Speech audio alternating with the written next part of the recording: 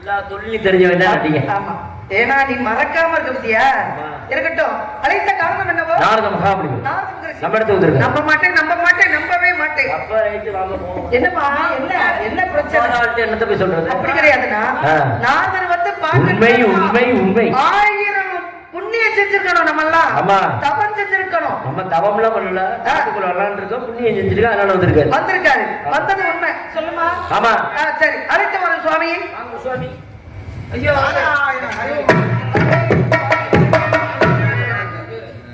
Hello, mic செட்காரன் குறைச்சிச்சு.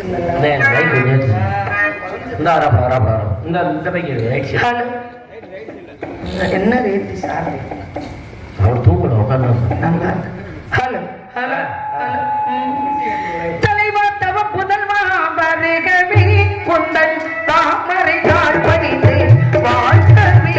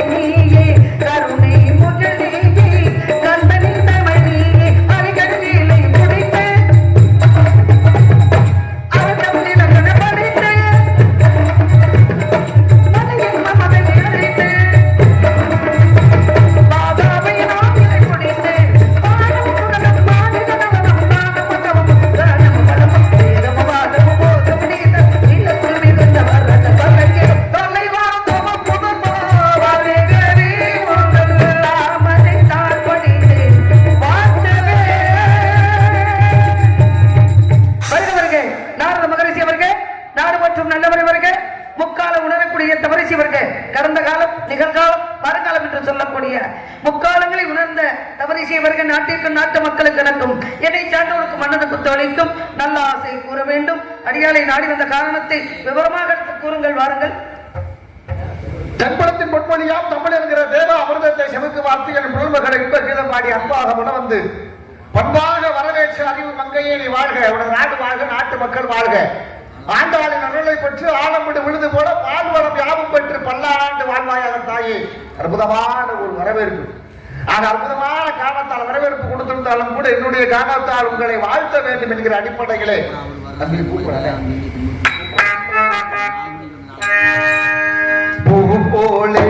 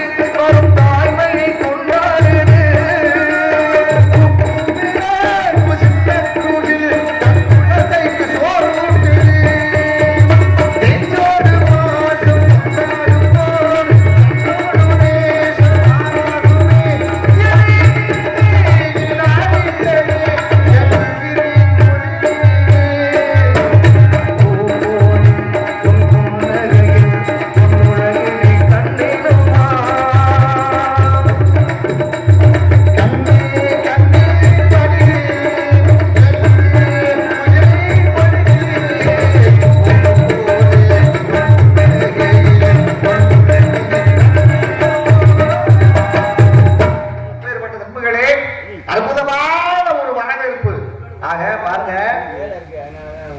Mahabharata போர் 18 யுத்தம் தொடங்குவதற்கு முன்பாக நான் போறேன் சமாதானப்படுத்துவதற்காக அஸ்தினாபுரத்திற்கு போயிட்டு வர இருக்கு அப்படின்னு பாண்டவர்கள்ட்ட சொல்லிட்டு கிருஷ்ணர் என்ன செய்யறாரு அப்படின்னா தூது வர்றாரு. வேண்டாம்னா இந்த போர்லாம் வேணாம், அவங்களுக்கு இருக்கிறதுக்கு ஏதாவது ஒரு இடத்தை கொடு, ஒரு ஊரையாவது கொடு, ஆக 5 வீடையாவது கொடு, ஆக இருக்கிறதுக்கு ஒரு வீடாவது கொடுறா அப்படின்னு என்ன செய்யறாரு கேட்க வர்றாரு. இப்ப இவர் கிருஷ்ணர் வர்றாரு தெரிஞ்ச உடனே எல்லாரும் என்ன செய்யறாங்க, திருதராஷ்டிரன், காந்தாரி, அமைச்சர்கள், அங்க உள்ள பீஷ்மர், துரோணர், கிருபாச்சாரி எல்லாரும் என்ன செய்யறாங்க அப்படின்னா போய் பூரண குப்பை வரவேற்போட நிக்கிறாங்க. யார் யாரு வரல அப்படின்னு பாத்தீங்கன்னா துரியோதனன் வரல, கர்ணன் வரல, சகுனி வரல, எல்லாரும் அங்க இருக்கையில் அமர்ந்துகிட்டு இருக்கிறாங்க. அப்படியே மாலை மரியாதையெல்லாம் போட்டு இப்படி யாரும் அழைச்சிட்டு போறாங்க, கிருஷ்ணரை அழைச்சிட்டு போறாங்க. பாக்குறாரு இங்க இருந்து, என்னன்னா பத்தியா பெரியவர்கள் அனைவரும் என்ன செய்யறாங்க, நம்மகிட்ட வந்து அங்க மாலை போட்டு பூரண குப்பை வரவேற்பு கொடுத்து நம்ம அழைச்சிட்டு போறாங்க.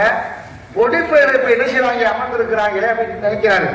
நினைச்ச மாத்திரத்தில் என்ன செய்யறாரு அப்படின்னா தன்னுடைய பெருவரல் அப்படி பூப்பையில் நடக்கிறாரு. உட்கார்ந்து எத்தனை பேர் என்ன செஞ்சாங்களா, காலடிக்கு வந்துட்டாங்க. ஆகா ஏதோ சூழ்ச்சி பண்ணி இவன் என்ன செஞ்சான், நம்மள இப்படி அசிங்கப்படுத்தன, இந்த இடத்துல இப்ப அசிங்கப்படுத்தணும் அப்படின்னு யார் சொல்றா, நீங்க தான் சொல்லிட்டு பார்த்தீங்களா,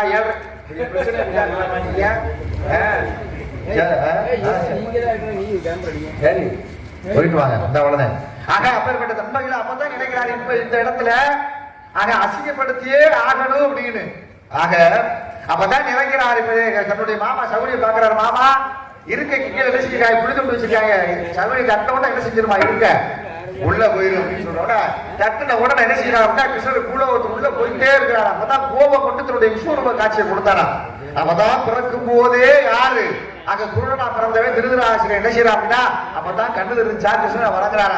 இப்ப கேளு, உனக்கு என்ன வர வேண்டும் கேளு, நான் தந்துட்டு போறேன் சொன்னதுக்கு. ஆனா எனக்கு பிறவியுடைய என்ன செஞ்சிருச்சு, குருடனா பிறந்துட்டேன். ஆக நல்லதை பார்த்த கண்ணால, உன்னை பார்த்த இந்த கண்ணால வேற யாரையும் பார்க்க மாட்டேன் விடு.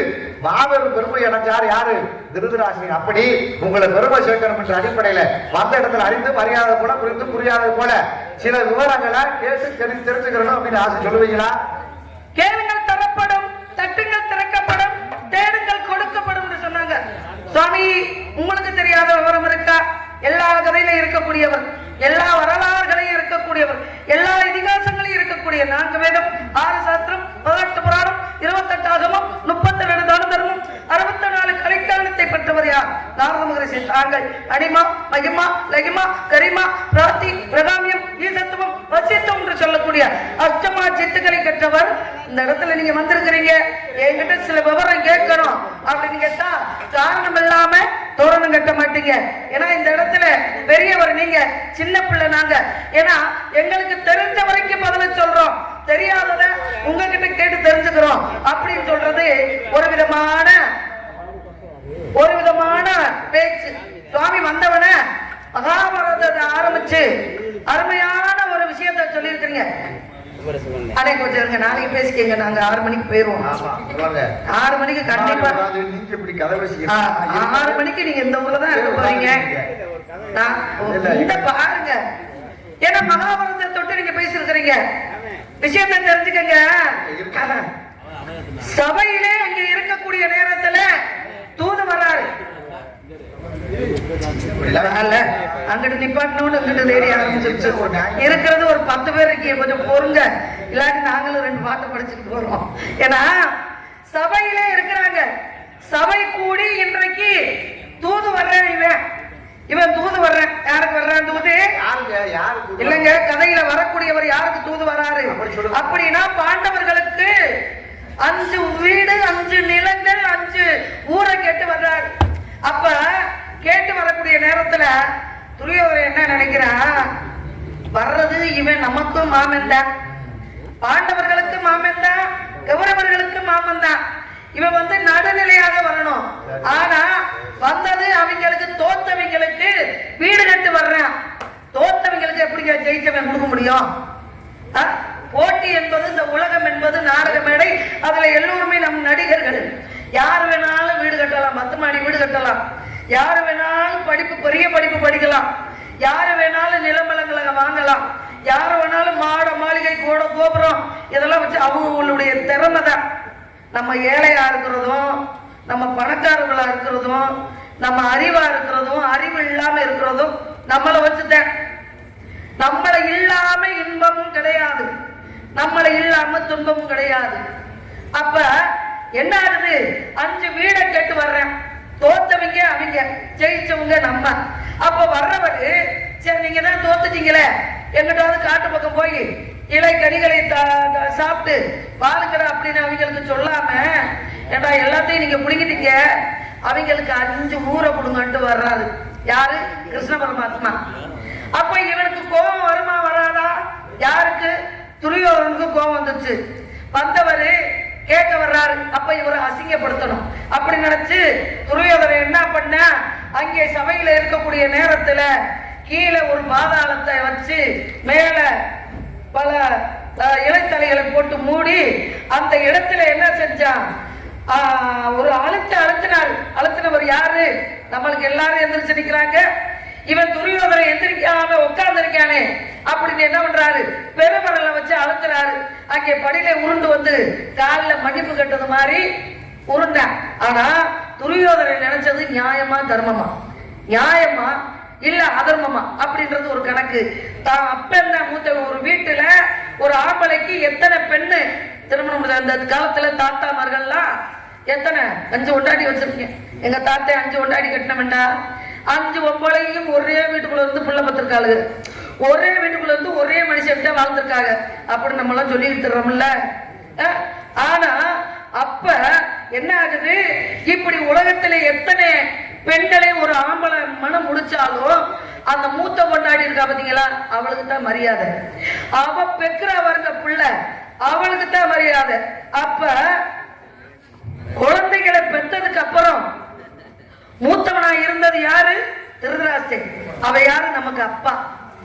ஆனா அவன்கிட்ட ஆட்சியை கொடுக்காம நம்ம சித்தப்பாவிய பாண்டு மன்னனுக்கு ஆட்சியை கொடுத்துட்டாங்க. அப்ப பாண்டு மன்னனுடைய பிள்ளைங்க யாரு? தருமன், பீமன், அர்ஜுனன், நகுலன், சகாதேவன். இவங்க ஆட்சி ஆண்டுகிட்டு இருக்கிறாங்க. அண்ணன் மகையான் பெரியப்பா மகையான் நம்ம கையை கட்டிக்கிட்டு அவங்க கிட்ட பிச்சை எடுத்துக்கிட்டு இருக்கிறோம். இதுக்கு காரணம் என்ன? நான் அம்மா அப்பன் குருடா இருந்ததுதானே காரணம். குருடா இருந்ததுனால ஆட்சியை நம்ம கிட்ட கொடுக்கல அப்படின்னு ஒவ்வொரு நாளும் முக்கி செத்தவன் யாரு அப்படின்னா துரியோதனே. இறைவன் படைப்பு, உங்க அப்பன் படைப்பு. நல்லது படைச்சாலும் உங்க அப்பன் தான், குருடா படைச்சாலும் உங்க அப்பன் தான், ஊனா படைச்சாலும் உங்க அப்பன் தான், வசதியான படைச்சாலும் உங்க அப்பன் தான், ஏழையா படைச்சாலும் உங்க அப்பன் தான். அப்போ உங்க அப்பன் செஞ்ச தவறுக்கு துரியோதனன் என்ன பண்ணுவான்? எங்க அப்பன் குருடே, அதனால ஆட்சியை தள்ள. அப்ப நாங்கள்லாம் வந்து இவங்க கிட்ட, எங்க சித்தப்பா மையன் கிட்ட கையை கட்டி நிக்கிறோம். இது எந்த விதத்துல நீதி, இது எந்த விதத்துல நியாயம் அப்படின்னு உரிமைக்காக போராடுன யாரு? துரியோதனே. உலகத்துல எத்தனை ஊர் இருந்தாலும், வீடு இருந்தாலும், வாசல் இருந்தாலும் அங்க தேசத்துக்கு அதிபதியாகி அண்ணன் சொத்தை தம்பிக்கு விட்டு தர மாட்டேன், தம்பி சொத்தை அண்ணனுக்கு விட்டு தர மாட்டேன். ஆனா கர்ணன் அங்க பெத்தவங்க யாருன்னு தெரியாம சபையிலே அவமானப்பட்ட போது கர்ணனுக்கு அங்க தேசம், முதல் தேசம், 56 தேசத்தில் இருக்கக்கூடிய முதல் தேசத்துக்கு அதிபதியாக்கி அழகு பார்த்தவன் துரியோதனே. எப்பேற்பட்ட மனசு, அவன் எப்பேற்பட்ட நல்லவே அப்படின்றது என்னுடைய கருத்தா வச்சு எந்த இடத்துல நீங்க புராணம் பேசலாம், இதிகாசம் பேசலாம், இருந்தாலும் நீங்க கர்ணனை நல்லவனு பேசினா நான் கெட்டவனு பேசுவேன், நீங்க துரியோதனனை கெட்டவனு பேசினா நல்லவனு பேசுவேன். நீங்க தொட்டு விட்டுருக்கேன், நான் பதில் பேசியிருக்கேன். நீங்க என்ன பேச போறீங்க? எதை பேசினாலும் எனக்கு சிற்றறிவு கெட்டியவாறு நான் பதில் சொல்றேன். தெரியாததை பெரிய முனிவர் நீங்க, அப்பா மாதிரி உங்கள்கிட்ட நான் கேட்டு தெரிஞ்சுக்க போறேன்.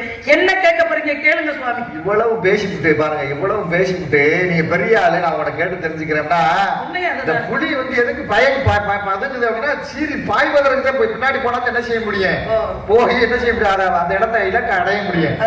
அது மாதிரி இத்தனை விஷயத்தை பேசிவிட்டு உண்மைக்குமே ரொம்ப சந்தோஷமா இருக்கு எனக்கு. என்னன்னா, துரியோதனா இவ்வளவு உயர்த்தி பேசின நான் எத்தனையோ வழியை சந்திச்சுட்டேன்.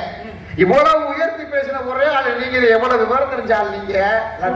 உண்மையை சொல்றீங்களா? ஆமாங்க, அதைத்தாங்க சொல்றேன். உண்மை அப்புறம் மறக்காம. ஏன்னா அற்புதமா ஒரு விஷயத்தை சொல்லிவிட்டீங்க. ஏன்னா வெற்றி பெற்றது யாரு? போட்டியே தவறா நடந்துருச்சுங்க.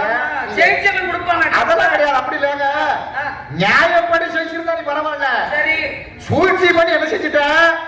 போட்டி யாராருக்கு போட்டி அப்படின்னு ஒண்ணு இருக்கு. இப்ப எனக்கு இவருக்கு போட்டி பேசுங்க. நம்ம 2 பேரும் என்ன செய்யணும்? போட்டி ஆடணும். நான் உட்கார்ந்த பிறகு என்னையால் ஆட முடியாது, எனக்கு முதல்ல என் தாய் மாமை ஆடிடான்னு சொல்லிட்டு என்ன செஞ்சுட்டாங்க அப்படின்னா துரியோதனை சகுனியை கூப்பிட்டு என்ன செய்யறேன் பகடைய உங்க சொல்றேன். அப்ப அங்கேயே தவறு நடந்து போகுது. சூழ்ச்சிங்க. உங்களுடைய கருத்து ஒவ்வொன்றும் சூழ்ச்சி. நிறைய விஷயத்த பேசுறீங்க, அதெல்லாம் சொல்லணும்ல. பேச வேண்டாம்னு சொல்லி இந்த இடத்துல ஒரு அதாவது நடுவர்கள் ஒருத்தர் இருப்பாங்க. பேசிக்கிட்டே வரும்போது அங்க ஒரு புள்ளி வச்சிருவாங்க குறிக்கிறது. இந்த இடத்துக்கு நம்ம பதில் சொல்லணும்ன்றது குறிக்கிறது. அது மாதிரி இந்த இடத்த நான் குறிச்சு வச்சிருக்கிறேன் மனசால. நான் சண்டை போட வரல, எது பண்ண வரல. உங்களுடைய கருத்து என்ன, என்னுடைய கருத்து என்ன, அவ்வளவுதான் என்னுடையது. நீங்க பேசிட்டு இருக்கும் போது நான் எடுத்து வச்சிருக்கேன் குறிப்பு. இதெல்லாம் கண்டிப்பா அததான் தொட்டு பேசணும். என்ன அப்படின்னா போட்டி தவறா நடந்து போச்சு. தவறா நடந்து போச்சு. எல்லாத்தையும் எனக்கு நல்லா தெரிஞ்சுக்கங்க. மண்ணை வச்சா, பொண்ணை வச்சா, பொருளை வச்சா, வைரத்தை வச்சா, அதெல்லாம் முடிஞ்சு போச்சு. 5 வயசு நீங்க சொன்னீங்க. இப்ப 5 வயசுல அண்ணன் தம்பி, 10 வயசுல பங்காளி ஆயிட்டான். பங்காளி ஆனவன்ட்ட என்ன செய்யணும்? எல்லாத்தையும் கேட்கிறான். துரியோதனை எல்லாம் தோத்தாச்சு. கணேசனுக்கு அண்ணன் தம்பி தான் இருக்கான். கேட்கிறான் துரியோதனை, ஜவா உனக்கு எல்லாத்தையும் நீ உன் அண்ணன் தம்பிகள் என்ன செய்ய வச்சு ஆடு. ஜெயிச்சுட்டா எல்லாத்தையும் திருப்பி கொடுத்துறேன். இவனுக்கு ஆசை யாருக்கு? தர்மனுக்கு வந்துருச்சு. அவங்க போய் கேட்கணுமா இல்லையா? தம்பி கிட்ட, தம்பி நான் என்ன செஞ்சுட்டு எல்லாத்தையும் தோத்துட்டேன், இப்ப என்ன செய்யணும் அப்படின்னா நானே வெற்றி அடைஞ்சிட்டேன்னா எல்லாத்தையும் திருப்பி கொடுத்துறேன் துரியோதனன் சொல்றேன். நீங்க அனுமதி கொடுக்குறீங்களா அப்படின்னு அனுமதி வாங்கி இருக்கணுமா இல்லையா? வாங்காம என்ன செய்ய அப்படின்னா அனுமதி செய்ய. அவனால அண்ணன் தம்பி ஒரு வீட்டுல பிறந்தவங்க போயிட்டு போறாங்க. 5 பேரை தெரிஞ்சு ஒருத்தி என்ன செஞ்சிருக்காங்க? திருமணம் பண்ணிருக்காங்க. யாரு? திரௌபதிய. ஆக ஒற்றை கோலத்தோட என்ன செஞ்சுட்டு இருக்க? அனுமதி அங்க பாருங்க, மாதவிடாய் கோலத்தோட ஆக அவர் அறையில் இருந்துகிட்டு இருக்கா. அவளை கேட்காம உன் முண்டாட்டி உன் அண்ணன் தம்பி இழந்துட்டல, உன் மனைவி என்ன செய்ய பனையை வச்சு ஆடு சொல்றாங்க. ஆசை யார விட்டது? ஆசை இல்லாத மனிதன் அரை மனிதன் அப்படின்னு சொல்றாங்க.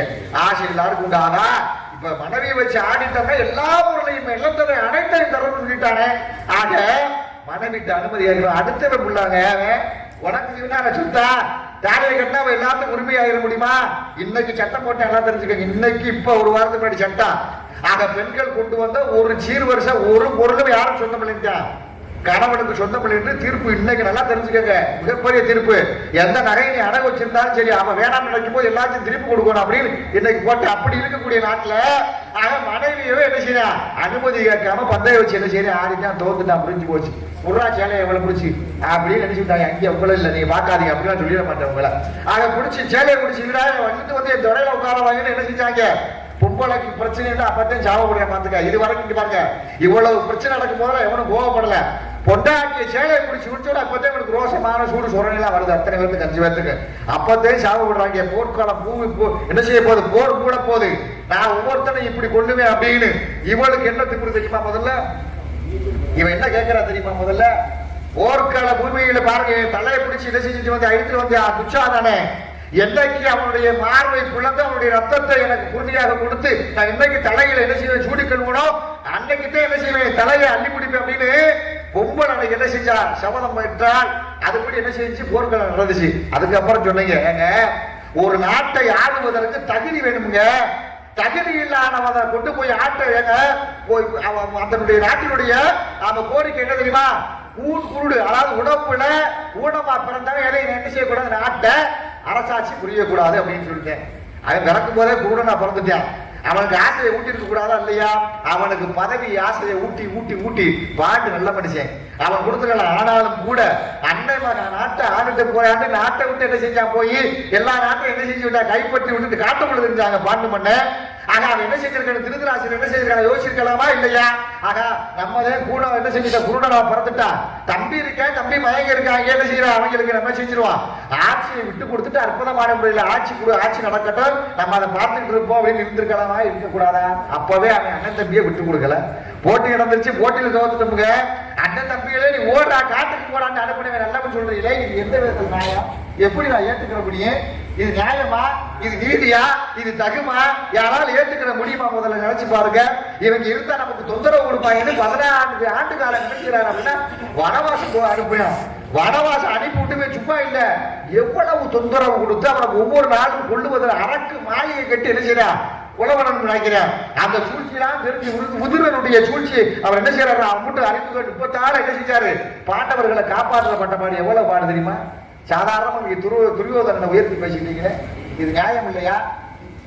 இப்படிதான் பேசக்கூடாதுங்க. ஆக அன்னைக்கு தர்மத்தின் வாழ்வதனை சூதுகம் தர்மம் வெற்றி அடைய வேண்டும் என்பதற்காக நீதி எப்படிதான் தோப்படிக்கிறாங்க. ஆனா ஒரு போர் இப்படித்தான் நடக்க வேண்டும் என்ற வரைமுறைகள் உண்டு. மார்புக்கு கீழே இங்க தொடக்கி கீழே என்ன செய்யக்கூடாது, அடிக்கக்கூடாது. ஒருவன் ஏன் நிராயுத பாணியா இருக்கும் போது அவனை கொல்லக்கூடாது. ஆனா பாருங்க கிருஷ்ணனுடைய சூழ்ச்சியில நிறைய அநியாயங்கள் தான். பாவம் அபிமன்யு விடுறா நான் எல்லாத்தையும் இழந்துட்டேன்னு சொல்றேன். ஆக எல்லாரும் இழந்தாட்டும் கூட ஒட்டுமொத்த பெரியவர்கள் சேர்ந்தவன் என்ன செய்யறாங்க, கொலை பண்றாங்க. அஸ்வத்தாமான் என்கிற யானை பட்டத்து யானையை அடிச்சு கொண்டு விட்டு, ஆமா துரோணருடைய மகன் இறந்து போயிட்டு அஸ்வத்தாமா இறந்துட்டாங்க. இவர் என்ன செய்யறாரு, போர்க்களத்தில் அனைத்து ஆயுதங்களையும் விட்டுட்டு நிராயுத பாணியா தவம் இருக்கிறவர் என்ன செய்யறாரு, வெற்றி சாட்சி கொள்றாங்க. சிகண்டி என்கிற ஒரு பெண்மணியை திருநங்கையை என்ன செய்யறாங்க, பீசிமார் என்ன செய்யறாங்க, சாகடிக்கிறாங்க. பிறகு அவர் என்ன செய்யறாரு, வர வாங்குறாரு. அப்ப சந்தனு மகாராஜா கொடுக்குறாரு. பாருங்க எப்படி. ஆக உனக்கு எனக்கு இப்ப திருமணம் பண்ணி வச்சதால நீ எப்ப நினைக்கிறாயோ உனக்கு அப்பதாண்டா என்ன செய்யணும், உனக்கு மரணம் ஏற்படும் அப்படின்னு மாபெரும் வீரனாக சொத்து சுகம் எதையுமே அடையலைங்க. எத்தனை பேர் சண்டை போட்டுக்கிட்டு மண்ணுக்கு சொந்தக்காரன் அமைதியா இருந்த அன்னைக்கு வேடிக்கை பார்த்துக்கிட்டு வேடிக்கை பார்த்ததுனாலே அந்த ஆளு பாருங்க எப்படி பெண்மணியை நிறுத்தி ஆக என்ன செஞ்சாங்க, அன்பு படுக்கையில ரத்தம் ஒழுக ஆக உயிர் போகாமல் பாருங்க. உடனே உயிர் போறது வேறங்க. ஆக உயிர் போகாமல் துடித்து எத்தனையோ நல்ல போர்க்களம் முடிய தொட்டு என்ன செஞ்சா கிடந்தா. நினைச்சு பாருங்க இவ்வளவு அநீதி நடந்திருக்கு மகாபாரத போர்ல. கண்டிப்பா நடந்திருக்கு. நீங்க இல்லைன்னு சொல்றத நீங்க மறுத்து பேசுறது உண்மை அப்படின்னு சொல்லும் போது அதை நான் ஏத்துக்கலாம். ஏன்னா மறுத்து இல்லாததை ஒண்ணு பேசக்கூடாது. பொய் சொன்ன வாய்க்கு போஜனம் கிடையாது அப்படின்னாங்க. பொய் சொன்னீங்கன்னா பொறிகள்ல கூட கிடைக்காது. இல்ல அதைத்தான் சொல்றேன். நல்ல விஷயத்தப்ப முன்னோர்களை நம்ம பின்னோக்கி செல்லணும். முன்னர் அதான் சேர்மானத்தோட சேரணும், அறிவுடையோட சேரணும், புத்தி உள்ளவர்களோட சேரணும், பெரியாவோட சேரணும் அப்படின்னு சொன்னாங்க. இப்ப துரியோதனை தாய் மாமனை மதிச்சான். தாய் மாமன் யாரு, சகுனி. சகுனியை மதிச்சு மாமா அடுத்து என்ன செய்யணும், அடுத்து மருமகனே அப்படி சொல்ற சூழ்ச்சி தெரியல. இந்த பாருங்க இதெல்லாம் நீங்க பேசக்கூடாது, இதெல்லாம் பேசக்கூடாது. நான் பொம்பளை பிள்ளை நின்னல நெல்லுங்க மாமா அடுத்து என்ன செய்யணும் அப்படின்னு அவன் சின்ன பிள்ளைய துரியோதனை மாதிரி ஒரு பச்சை மண்ணு உலகத்திலே இருக்காது. அது தெரியுமா உங்களுக்கு? என்ன இல்ல நான் சொல்றது உண்மையா பொய்யா எனக்கு கேளுங்க. அப்படி கிடையாது, விவரமானவன் துரியோதனை கிடையாது. கேளுங்க. அவன் உலக நீதி என்ன, உடம்புல எந்த விதமான ஒச்சங்களும் இருக்கக்கூடாது. இந்த நாட்டை ஆள்வதற்கு தலைமை என்று சொல்லக்கூடிய ஒரு தலைமை தாங்கும் பொழுது அவன் உடலாலே கண்ணு தெரியாமையோ காலு நொண்டியாவோ இல்ல வாய் பேசாமையோ எந்த ஆட்சியும் எங்கேயும் நடத்த முடியாது அப்படின்றது உலக நீதி. அந்த நீதி கூட தெரியாம நம்ம அப்பா தானே முன்னாடி பிறந்தாரு. நம்ம அப்பா பின்னாடி தானே, சித்தப்பா பின்னாடி தானே பிறந்தாரு. நம்ம அப்பாவுக்கு தப்பி அல்லவா?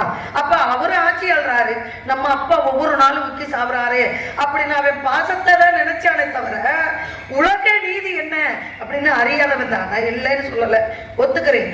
ஆனா அவன் பெரியாரை கை கொண்டான், தாய் மாமனை மதிச்சான். அப்பதான் எல்லாத்தையுமே அடமான வச்சு நிராயுதமானியாக நிக்கிறாங்க பாண்டவர்கள். அப்பதான் கிருஷ்ண பரமாத்மா அவன் பாருங்க மாமா எம்புட்டு உதவி செய்யறாரு, நீங்க தான் கண்ணா இருக்கீல எங்களுக்கு என்ன உதவி செஞ்சிருக்கீங்க, நீங்க இருந்து பிரயோஜனம் இல்லை அப்படின்னு எல்லாருமே கேட்கிறாங்க பாண்டவர்கள். அப்பதான் கிருஷ்ண பரமாத்மா சொன்னாங்க, ஏண்டா 5 பேர் இருக்கிய எவன்டா என்னை மதிச்சிய இது கேட்டாருங்க. கிருஷ்ண பரமாத்மா கேட்கிறாரு. அவர் துரியோதனை மாமா மாமா கேளுங்க, மாமா கையை பிடிச்சிட்டு இருந்தாரு. 5 பேர் இருக்கிய என்னைக்காவது தாய் கூட பிறந்த மாமனை மதிச்சிருக்கலாடா? அடுத்து இதை என்ன செய்யணும், இதை எப்படி பண்ணணும் நீங்க யோசனை. காக்கும் கடவுள் அல்லவா நானு, இந்த உலகத்துக்கு காக்கும் கடவுள். எல்லாரும் என்னைய கண்ணா அப்படின்னு சொன்னா என்னன்னு நிக்கக்கூடிய ஆளு நானு. ஆனா நான் என்னை கூடவே வச்சுக்கிட்டு என்கிட்ட எதையுமே கேட்கறதுல பேசுறது நீங்களே தன்னுங்கிற கிருவத்துல முடிவெடுத்தீங்கடா அப்படின்னு. அதனாலதான் தோத்து உட்கார்ந்துருக்கிய அப்படின்னு கேட்டாரு. அப்பதான் மண்ணை வச்சாங்க, மனையை வச்சாங்க, பொண்ணை வச்சாங்க, பொருளை வச்சாங்க, எல்லாத்தையும் இழந்தாங்க. கடைசியில கட்டுன பொண்டாட்டியை வச்சு இழந்தாங்க. கட்டுன பொண்டாட்டி மாதவடி என்று சொல்லக்கூடிய இருக்கிறார். யாரு? திரௌபதி என்று சொல்லக்கூடியவர். அப்பதான் துரியோதனை போய் துர்ச்சாதனை இழுத்துக்கிட்டு வர சொல்றேன். துர்ச்சாதனை இழுத்துக்கிட்டு வர சொல்லும் பொழுது துர்ச்சாதனை ஒன்னையும் வச்சு தோத்துட்டாங்க. நீ வா அப்படின்னு சொல்லும் பொழுது நான் ஆண்களை நேராவே பார்க்க முடியாது, நான் ஒற்றை ஆடையோட குளிக்க நான் உட்கார்ந்திருக்கேன் இந்த இடத்துல, நீ என்னை தொடாத அப்படின்னு சொல்லும்போது வாடின்னு அப்படி கூந்தலை பிடித்து இழுத்து கொண்டு போய் சபையில விடுறான். அப்ப சபையில விட்டவன அப்பதான் எல்லாருமே அமைதியா இருக்கிறாங்க. தோத்துட்டாங்க. துரியோதனன் இருக்கேன், துச்சாதனன் இருக்கேன், கர்ணன் இருக்கேன், இவங்கெல்லாம் சின்னவங்க. அங்கே திருதராஷ்டிரர் இருந்தார் இல்லையா, அவரு பெரியவர் இல்லையா, அங்கே பீஷ்மர் என்று சொல்லக்கூடிய பீஷ்மாச்சாரியா இருந்தார் இல்லையா, அவர் பெரியவர் இல்லையா. இந்த சொத்துக்குடையவன் யாரு உலகத்துல? இந்த சொத்துக்குடையவன் யாருங்க? பாண்டவர்களுக்கு கௌரவர்களை அனுப்பிச்சுக்கிட்டானுங்களே, சொத்துக்குடையவன் இவங்களா கிடையாதுங்க. உலகத்துல எல்லாருமே பெத்த பிள்ளைக்கு கல்யாணத்தை பண்ணி பார்ப்பாங்க, ஆனா பெற்ற தகப்பனுக்கு திருமணம் பண்ணி பார்த்தவன் யாரு அப்படின்னா அந்த சந்தன மகாராஜாவுக்கு பெற்ற தகப்பனுக்கு இரண்டாம் திருமணம் முடிச்சு அழகு பார்த்தவ யாரு? பீஷ்மாச்சாரியாரு. அப்ப கங்காதேவியை இழந்துட்டான், கங்காதேவி போயிட்டா, அப்ப எல்லா பிள்ளைகளை விட்டுட்டு போயிட்டா, பீஷ்மரை விட்டுட்டு போயிட்டா.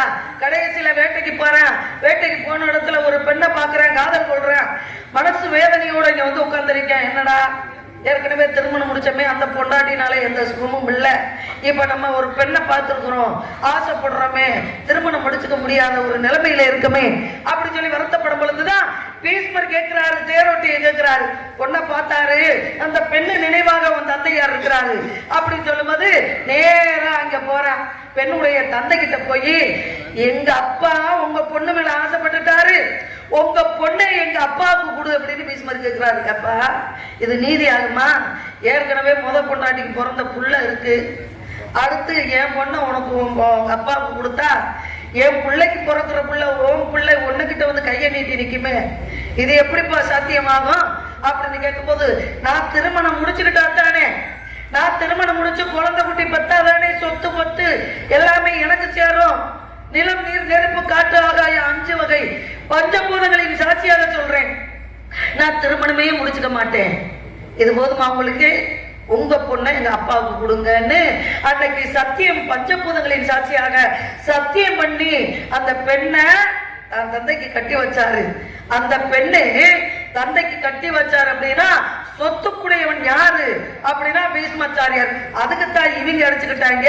அப்பதான் சபையில விட்ட அந்த பெண்ணு கேட்கிறா, திரௌபதி கேட்கிறா, என் கணவர் எல்லாத்தையுமே இழந்தாரு, அது அவங்க சொத்து, அவங்க பிரச்சனை, நான் வேற பொண்ணு, வேறவன் பொண்ணு, அப்படி இருக்கும் பொழுது தன்னை இழந்து என்னை வச்சாரா அடவு, இல்ல என்ன அடவு வச்சதுக்கு அப்புறம் தன்னை இழந்தாரா? இல்லம்மா, அவரையும் வச்சு இழந்துட்டாரு, அப்புறம் தாமா கடைசியில ஒன்ன வச்சான் அப்படின்னு கேட்கும் பொழுது, என்னைக்கு ஒரு பெண்ணு ஒரு ஆணுகிட்ட கைய பிடிச்சு கொடுத்து இவளுடைய நல்லது கெட்டது என் வாழ்க்கை 1000 காலத்து பயிருன்னாங்க. எதை சொன்னாங்க? வாழ்க்கையை, திருமணத்தை 1000 காலத்து பயிர் அப்படின்னு சொன்னாங்க. உண்ண உணவு, ஒரு பெண்ணை கரம் பிடிச்சா மனுஷன் என்ன செய்யணும்? உண்ண உணவு, உடுத்த உடை, இருக்க இருப்பிடம் தரணும். பெண்ணை இம்சை பண்ணக்கூடாது. அப்ப இப்படி இருக்கும் பொழுது அவர் வச்சு என்னைக்கு தோத்து இன்னொருத்தருக்கு அடிமை ஆயிட்டாரோ, அவர் எப்படி இன்னொருத்தன் பிள்ளை நானு, அவர் கட்டுனது அத்தோட முடிஞ்சு போச்சு, என்னை திருமணம் பண்ணது அத்தோட முடிஞ்சு போச்சு.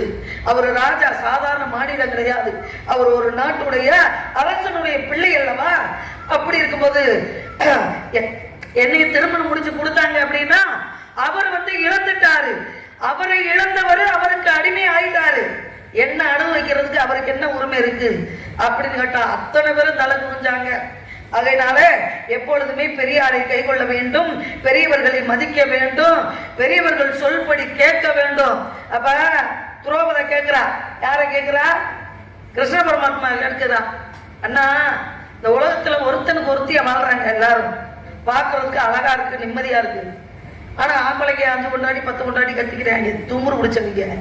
ஆனா நான் பாருங்க, ஏன் தலையெழுத்து 5 ஆம்பளைக்கு ஒத்த கொண்டாடியா இருக்கேன், எனக்கு வெக்கமா இருக்கு, எனக்கு மானக்கடா இருக்கு, இந்த உலகத்துல நடக்கக்கூடியாத விஷயம் எனக்கு நடந்துச்சு அப்படின்னு கேட்கிறா. மனசை விட்டு அண்ணன் கிட்ட அப்படி உக்கி கேட்கிறா, 5 ஆம்பளை கிட்ட நான் குடும்பம் நடத்தணும், இது எப்படி சாத்தியமாகும்? இப்படிதான் நான் வாழ்ந்துகிட்டு இருக்கேன் அப்படின்னு மனம் நொந்து கேட்கும் பொழுதுதான் அப்பதான் சொல்றாரு, ஆசை யாரமா விட்டுச்சு, சின்ன வயதுல நீ கோயிலுக்கு போகும்போது தெய்வங்கள்ட்ட என்ன கேட்கணும், எல்லாருக்கும் போல எனக்கு திருமணம் நல்ல மாப்பிள்ளைய நல்ல வரனா கிடைக்கணும் அப்படின்னு வேண்டணுமே தவிர இந்த உலகத்திலேயே ஏன் புருஷன் தான் பொறுமைசாலியா இருக்கணும்னு கேட்டேன். பொறுமைசாலியா இருக்கக்கூடிய தர்ம உனக்கு புருஷனை கிடைச்சான்.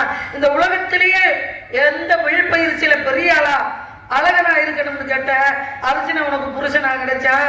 இந்த உலகத்திலேயே தர்மத்திலே நீதிப்படி நடக்கக்கூடிய ஒருத்தவன் கேட்ட நகுலன் கேட்டான். வீரமா உள்ளவனை கேட்ட அவன் தான் பீமன் கொடுத்தாங்க. நகுலன் சகாதம் என்று சொல்லக்கூடியவர்கள் ஏன்னா குதிரை ஓட்டுவது வல்லவர்கள் அவர்கள் இப்படி கேட்ட அதனால இந்த 5 பொக்கிஷமும் இந்த 5 ஆம்பளை லட்சம்னு சொல்லுவாங்க. ஆம்பளைக்கு 5 ஆம்பளை லட்சம்னு சொல்லுவாங்க.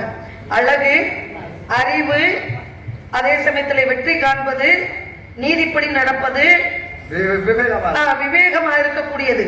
இந்த 5 லட்சணமும் ஒரு ஆம்பளை கிட்ட இருக்கணும்.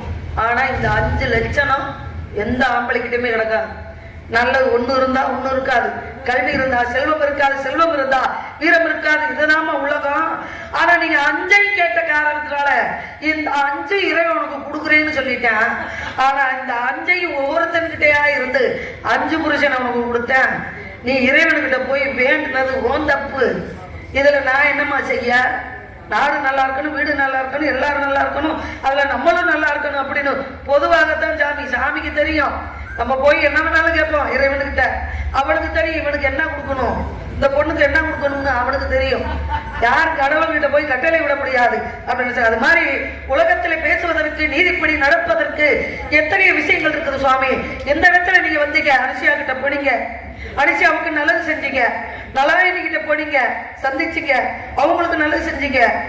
சாவித்திரி கிட்ட போனீங்க, அந்த பெண்ணை பார்த்து சில ஆசீர்வாதம் கொடுத்தீங்க, நல்லது செஞ்சீங்க. இன்னைக்கு எல்லாருக்கிட்ட போய் என்ன செஞ்சீங்களோ அந்த நல்லது செய்ய இன்னைக்கு இந்த இடத்துக்கு என்ன பார்க்க வந்திருக்கிறீங்க. அவங்களுக்கெல்லாம் கிடைச்ச நல்லது, பெருமை, அருமை எல்லாம் உங்களால எனக்கு கிடைக்கணும் அப்படின்னு நான் நம்பிக்கிட்டு இருக்கேன். நீங்க எதுக்காக வந்தீங்க, வந்த வேலையை கொஞ்சம் பாருங்க சுவாமி. நிறைய கருத்தை எடுத்து பேசிக்கிட்டு இருக்கலாம். நீதி நிலை பெற வேண்டும், நியாயங்கள் இழைக்க வேண்டும் என்ற அடிப்படையில நாரதர் இல்லாத புராணமே கிடையாது. ஆடி யுகத்திலே வாழ்ந்தவன். அனைத்து கதை நாரதன் மூலமே நடந்திருக்குமாக. உங்களை இந்த இடத்துல வள்ளிகை நாரத மகரிஷி சந்திக்க வந்திருக்கிற அப்படின்னா ஆக நல்லது நடக்க வேண்டும். நல்லதால் இந்த மக்களுக்கு என்ன செய்ய வேண்டும், பெருமை கிடைக்க வேண்டும். உங்களுக்கு நான் பெருமை சேர்க்கணும் அப்படின்னு நான் வந்திருக்கேன் இந்த இடத்துல. அப்படியா? ஆக உங்களை பார்த்த உடனே ஏதோ ஒரு சக்தி உங்ககிட்ட இருக்குது அப்படின்னு தெரிஞ்சுக்கிட்டேன். ஏன்னா பெண்களை சாதாரண இடம் ஓட்ட முடியாது. பெண் சாபம் விட்டதுனால மகாபாரத போரில் என்ன செய்யலாம், பீமன் என்ன செய்யறான், உடம்பு போய் கிழித்து ரத்தத்தை அள்ளி கொடுக்குறேன், அள்ளி பருகிறா பாருங்க, அள்ளி பூசிக்கிறா. அன்னைக்கு என் கூந்தலை குடிச்சு நீ இழுத்த இல்ல, ஆக அன்னைக்கு நீ தவறு அப்படின்னு நினைக்கலையே அப்படின்னு அத்தனை பேர் வேடிக்கை பார்த்துக்கிறேன். பீமன் வேடிக்கை பார்த்தியா, துரோணர் வேடிக்கை பார்த்தியா, அத்தனை பேருக்கு அநியாயம். யாரு சாப்ப பீமன் போய் பிடிச்சா? யார? துச்சாதன. அப்பேற்பட்ட தன்மையில் நடந்தது, அநியாயம் நடந்ததுனாலே, வேடிக்கை பார்த்ததுனாலே அன்னைக்கு வேடிக்கை அத்தனை பேர் செத்து போனா. பொண்டாட்டிய தொட்டு இழுத்த அப்படின்றது அவனுடைய அடுத்தவன் பொண்டாட்டிய இருக்கிறானே, பெரியவைய உட்கார்ந்து போய் இப்படிலாம் செய்யாதீங்களா, இது நீதி இல்ல, தர்மம் இல்லைன்னு சொல்லல. அதை சொன்னதுனாலதான் பாருங்க அம்பு படுக்கையில் ரத்தப்பெல்லாம் ஒழுகுச்சா. அன்பு படுக்கையில படுத்திருக்கிறாரு. ஒவ்வொருத்தரும் போய் பார்க்க போனாங்களா. அப்பதான் துரியோதனன் போய் பார்க்க போயிருக்கான். தாத்தா நான் தமிழ் எழுத்து விட்டு அப்பத்தாங்கப்பா செஞ்சூற்று கடன் தீர்ப்பதற்காக நீ போட்ட சாப்பாடெல்லாம் பாரு, எனக்கு ரத்தமா குருதியா ஓடிடுச்சு. இந்த உயிர் மட்டும் இருக்கு. இந்த உயிர் நீ கொடுத்தது இல்ல, இறைவன் கொடுத்தது. நீ போட்ட இப்ப என்னது சாப்பாடு அனைத்து என்ன செஞ்சிருச்சு, உணவு எல்லாம் ரத்தமாக ஓடிடுச்சு அப்படின்னு யாரு பெருமை அடைஞ்சா? பீசுமரே பறிஞ்சு அடைஞ்சாரு. அப்படி உங்களுக்கு நான் பெருமை சேர்க்கறதுக்கு நான் வந்திருக்கிறேன். அறிந்து மரியாதை போல விவரம் கேட்கணும்னு சொன்னது தப்பி ஏற்க. என்ன விவரம் கேட்க போறீங்க, எப்படி கேட்க போறீங்க, எதை வச்சு கேட்க போறீங்க? விவரத்துல பலவிதமான விவரம் இருக்கு, புரியுதுங்களா? விவரம் கேட்கறது கேட்கணும், இப்படி சொல்லணும். தெரிஞ்சுக்கிட்டே கேட்கிற விவரம் ஒண்ணு இருக்கு, தெரியாம கேட்கிற விவரம் ஒண்ணு இருக்கு. பாருங்க, சந்தேகத்துல கேட்கிற விவரம் ஒண்ணு இருக்கு. இப்ப அறிந்து கேட்பது ஒண்ணு, அறியாம கேட்பது ஒண்ணு. அப்படி எல்லாமே தெரிஞ்சுக்கிட்டு இந்த பொண்ணுக்கு நம்ம கேட்டா தெரியுமா தெரியாதுன்ற சந்தேகத்துல ஒண்ணு கேட்பாங்க. வினாவில 6 வினா இருக்கு, விடைகளில் 8 விடை இருக்கு, சுட்டு விடை, மறை விடை அப்படி சொல்ல முடியாது. நிறைய பேசலாம், எடுத்து பேசிக்கிட்டே இருக்கலாம். ஆத்ம ஞானம், அருமை ஞானம், எத்தனை ஞானம் இருந்தாலும் உலகத்துல அனுபவ ஞானம் இருக்கு. பாத்தீங்களா? பட்டா வேண்டா தெரியும். அப்படி சொல்லுவாங்க. சொல்லுங்க. அவர் தூங்குறாரு பாருங்க. இப்படிலாம் இருந்தா என்ன 10 பேர் தூங்குனீங்கன்னா எங்களுக்கு எதை பேசுறது? நாம ரொம்ப ஆர்வமா இருந்துச்சு. சரி நீங்க முத போறமே அப்படின்னு. அண்ணா இந்த மைக்க போட்டு விடுங்க அண்ணா. அவரு பொழுதனைக்கு இதே ஆர்வம் இல்லாம உட்காந்துருக்கா. 1 2 3 4 5 6 7 8 9 10 பேர் உட்காந்துருக்கீங்க. அந்த பெட்டிக்கார மைக்க போட்டு விடுங்க.